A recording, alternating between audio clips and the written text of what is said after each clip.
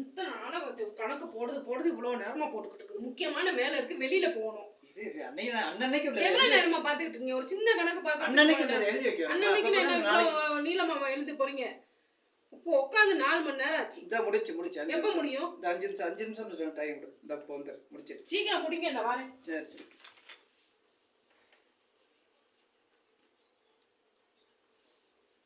நானும் போய் அவ்வளவு வேலையும் முடிச்சுட்டு வந்துட்டு இதாலும் முடிச்சதா என்னன்னு தெரியல. என்ன முடிச்சிட்டீங்களா?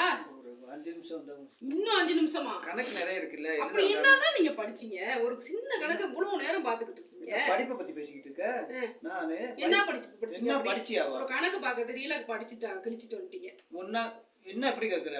1ஆம் கிளாஸ்ல 1 வருஷம், 2ஆம் கிளாஸ்ல 2 வருஷம், 3ஆம் கிளாஸ்ல 3 வருஷம், 4ஆம் கிளாஸ்ல 4 வருஷம், 5ஆம் கிளாஸ்ல 5 வருஷம் உட்கார்ந்து படிச்சேன் தெரியுமா? சும்மா ஒண்ணும் இல்ல. ஒண்ணா மாதிரிலாம் கிடையாது. பெரிய படிப்பு இது. சார் எனக்கு படிச்சு கொடுத்த சார் 5ஆம் கிளாஸ்ல படிச்சு ரிட்டையர்ட் ஆகி போயிட்டாரு எனக்கு படிச்சு கொடுத்துட்டு. தெரியுமா? 6ஆம் கிளாஸுக்கு போகவே இல்ல. அது தெரியுமா? ஆச்சரியப்பட வேண்டிய விஷயம் தான். அப்ப வந்து நான் என்ன தெரியுமா, உனக்கு வந்து படிப்பு கம்மி. நீ வா, நீங்க சார் பரவாயில்ல. இப்போ நான் படிச்ச படிப்பு, நீங்க படிச்ச படிப்புக்கு இந்த கணக்கு போக முடியாது.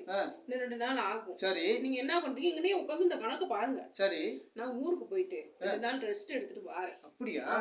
கணக்கு போட்டு முடிச்ச உடனே எனக்கு போன் பண்ணுங்க. சரி, நான் வரேன். சரி சரி சரி, பொறுமையா பாருங்க. இதே ஒரு 5 நிமிஷம் தான் முடிச்சிட்டு வந்துறேன். வேணாம் ஒன்னும் அவசரம் இல்ல.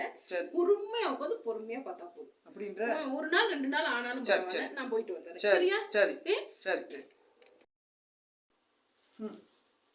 போயிட்டாளா? கணக்கு பார்க்குற மாதிரி ஒரு ஆக்ஷனை போட்டேன். ஊருக்கு அனுப்பணும்னு பிளான் பண்ணேன், அனுப்பிட்டேன். இனி செல்வம் உனக்கு 2 நாள் ஒரே ஜாலி தான்டா, என்ஜாய். என் பொண்டாட்டி ஊருக்கு போய்